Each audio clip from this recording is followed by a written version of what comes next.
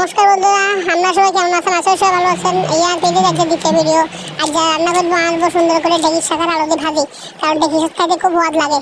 তো আজ বাজারে কালকে বাজারে গেছেন, তো ঢেঁড়ির শাক লেগেছি, তো বড় যা কইছি আর ঢেঁড়ির শাকটা আলু দিয়ে ভাজি করবার লেগে তো সুন্দর করে প্রথমে একদম ভালো করে ঢেঁড়ির শাক কিন্তু ভালো করে দুইটা করে কুচি কুচি কাটছে, সুন্দর করে আলু গুঁড়ে সুন্দর করে কাটছে। আর এরপর ভালো করে কষা মশলা দিতে চাই, ঢেঁড়ির শাকে তো হুক টক থাকে, হয়তো সমস্যা যাবে আপনার। তো ভালো করে কুচি কাচি করে একদম ধুই খাওয়ার পরে সুন্দর করে রসুন দিয়ে সম্বাদ দিব। আর তখন রসুনটাকে সুন্দর করে ছুলে রসুন ছুলি। এরপরে এবার আমরা খাইলে অন্যান্য কিছু দিয়ে রান্না করতে পারি, অনেকজনে শুক্তি রান্না করে, কত কিছু কত রান্না করে শুনে বেশি দিই। আর যদি শুধু সুন্দর করে ঢেঁড়ি শাক আলু ভাজি, এবার সুন্দর করে শুকনা মরিচ দিয়ে মরিচ আমরা নিজেরা হাত বুঝে দিবেন, নাহলে ওরা দিয়ে সমস্যা হতে পারলে।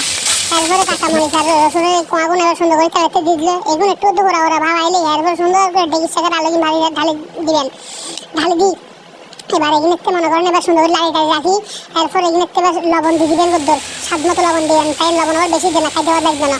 এই কিন্তু আর বদ্দুরিতে রোগে লাগে অনেকদিন। এরপরে হলুদ দিবেন, আর কোনো কিছু দিবেন না, শুধু হলুদ আর লবণ দিয়ে রান্না করবেন। সুন্দর করে হলুদ দানা দিয়ে এমনি লচ্চর করে ঢাকি দিবেন। তারপরে সাইডে সিদ্ধ মধ্যে এখানে সুন্দর করে তাল দিয়ে ঢাকি, এবার গ্যাসটা কমাই দিবেন। এরপর এবার আর উল্টে খাবেন, দেখবেন কি সুন্দর কালার চলে এসেছে। সাইডে থেকে এবার সিদ্ধ হয়েছে, এবার আলু গুঁড়ে কুটি কাটি করতে চাইবেন, এবার আবার ঢাকি দিবেন যদি সিদ্ধ না থাকে। এবার লাইটারি চাইবেন ভালো করে, এবার দেখেন এরকম করে আর খাবেন সুন্দর করে, দেখেন কি সুন্দর লাগে। যদি ভালো লাগে ভিডিও শেয়ার করে দেন, ধন্যবাদ।